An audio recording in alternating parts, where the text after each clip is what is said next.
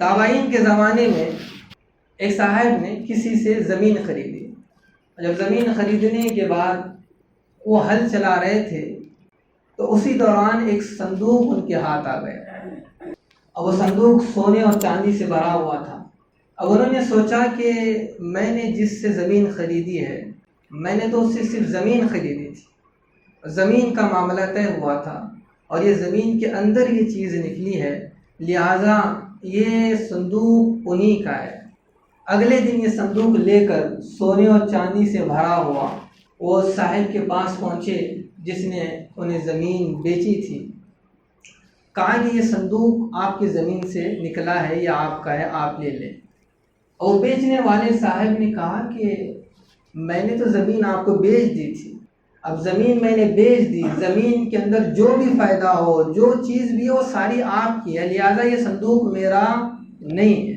اب خریدنے والا یہ کہہ رہا ہے کہ نہیں، میں نے تو بس زمین آپ سے خریدی ہے، اور یہ زمین کے اندر سے صندوق نکلا ہے، لہٰذا یہ صندوق میرا نہیں ہے، آپ کا ہے. اب دونوں میں بحث چھڑ گئی. بھائی سنے کان کھول کر کے یہ بحث اس پر نہیں ہو رہی ہے کہ خریدنے والا یہ کہہ رہا ہو کہ صندوق میرا ہے اور بیچنے والا یہ کہہ رہا ہے کہ یہ صندوق میرا ہے، بلکہ لڑائی اس پر ہو رہی ہے کہ خریدنے والا یہ کہہ رہا ہے کہ بس میں نے زمین خریدی ہے، یہ صندوق نہیں خریدا، آپ کا یہ صندوق ہے.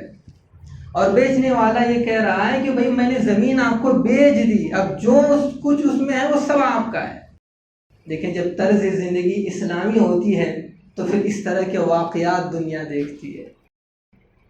اب بحث اس میں اس قدر بڑھ گئی کہ یہ دونوں عدالت پہنچ گئے، مقدمہ عدالت پہنچ گیا. جب عدالت میں یہ پہنچے، آج ہمارے دور میں بھی ہمارے بہت سے مقدمے عدالتوں میں چلتے ہیں، بلکہ اب یہ گمان غلط ہو کہ مسلم سماج کے جتنے مقدمے عدالت میں چل رہے ہیں کسی اور سماج کے نہیں ہیں، کسی اور سماج کے نہیں.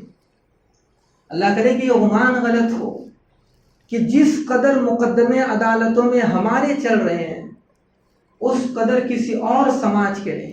اس زمانے میں بھی عدالتوں میں ہمارے مقدمے پہنچتے تھے، لیکن ان کی نوعیت الگ ہوتی تھی. آج کی طرح نہیں کہ کوئی بہن جا کے شکایت کر رہی ہے کہ بھائی نے میرا حق مار دیا ہے، پڑوسی جا کر مقدمہ کر رہا ہے کہ پڑوسی نے میری جگہ زائد لے لی ہے، اولاد جا کر شکایت مقدمہ کر رہی ہے کہ ماں باپ نے میرا حق نہیں دیا ہے.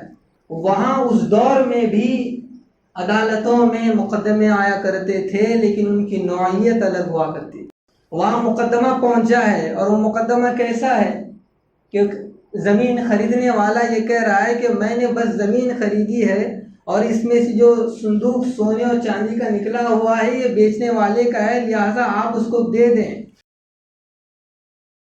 اور بیچنے والا یہ کہہ رہا ہے کہ میں نے زمین انہیں بیچ دی ہے، اب جو کچھ اس کے اندر ہے وہ سب خریدنے والے کا ہے. جب یہ مقدمہ سیدنا کعب رضی اللہ تعالیٰ عنہ کے پاس پہنچا تو جج بھی حیران کہ بھئی یہ کیا بات، یہ کیسا معاملہ ہے. اب انہوں نے، جج بھی اس وقت کے جج ہوا کرتے تھے اور صحابی رسول تھے، انہوں نے ان دونوں کی زندگی کو دیکھا، حالات کو پڑھا، پھر انہوں نے کہا کہ میں جو فیصلہ کروں گا، جو میں ججمنٹ دوں گا، آپ اس پر مطمئن ہیں؟ دونوں نے کہا کہ ہاں مطمئن ہیں.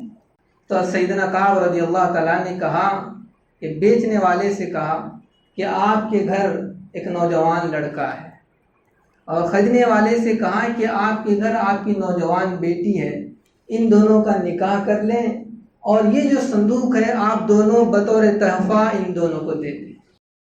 یہ ہے اسلامی طرز زندگی. اسلام اس طرح کی طرز زندگی چاہتا ہے.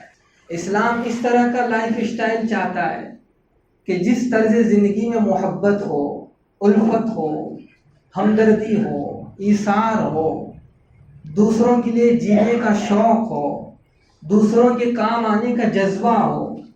آپ بتائیں کہ اسلام کے اس طرز زندگی کو ہمیں اپنانا چاہیے یا کفر اور مغربی تہذیب کا وہ لائف اسٹائل جہاں انسانیت کی کوئی قدر و قیمت نہیں ہے، جہاں انسانیت کو روندا جاتا ہو، جہاں حقوق پامال کیے جاتے ہوں، یہ طرز زندگی چاہیے یا اسلام کی دی ہوئی طرز زندگی چاہیے.